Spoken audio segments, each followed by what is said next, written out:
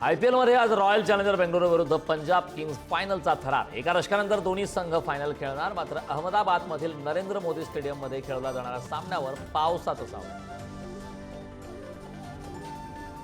उद्धव ठाकरेंच्या पक्षात 8 दिवसात मोठा भूकंप, संपूर्ण पक्ष जमीनदोस्त होण्याच्या मार्गावर। मंत्री गिरीश महाजनांचा दावा, तर दुसऱ्यांचे पक्ष पडून स्वतःचा पक्ष सुजवायचा हेच यांचं कर्तृत्व। संजय राऊतांचा हल्ला। राज्य मंत्रिमंडळाची आज महत्त्वाची बैठक। मान्सूनपूर्व पावसामुळे झालेल्या नुकसानीबाबत मोठ्या मदतीच्या निर्णयाची शक्यता, तर आषाढी वारी आणि वाढत्या कोरोनाबाबत घेतला जाणार आढावा।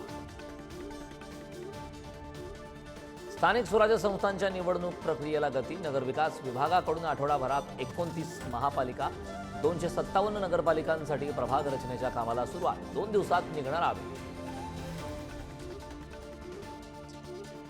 गोपीनाथ मुंडेंच्या स्मृतिदिनानिमित्ताने बीडच्या गोपीनाथ गडावर विविध कार्यक्रमांचं आयोजन। मंत्री पंकजा मुंडे आणि धनंजय मुंडे करणार अभिवादन, तर परळीमध्ये वृक्षारोपण कार्यक्रमाचंही आयोजन।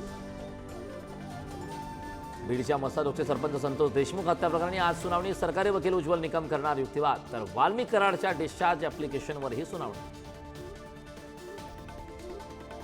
शशांक आणि लता हगवणेला आज पुण्यातील माळुंगे पोलीस घेणार ताब्यात। जेसीबी विक्रीच्या प्रकरणात हगवणे कुटुंबियांनी 11 लाख रुपये लाटल्याचा नवा प्रताप उघड। ठाणे आणि भिवंडीत एटीएसचं कोमिंग ऑपरेशन। आतापर्यंत 12 जण ताब्यात। कुख्यात साकीब नाचणच्या घरासह 22 ठिकाणी छापेमारी। किल्ले रायगडावर सापडलं यंत्रराज, अर्थात सौम्य यंत्र। पुरातत्व विभाग आणि रायगड विकास प्राधिकरणाच्या उत्खननावेळी सापडला ऐतिहासिक ठेवा। संभाजीराजेंनी पोस्ट केला फोटो। मे महिन्यात दाखल झालेला मान्सूनचा प्रवास खोळंबला। 12 ते 15 जून पासून मान्सून पुन्हा सक्रिय होण्याचा अंदाज। पेरणीची घाई न करण्याचं शेतकऱ्यांना आवाहन।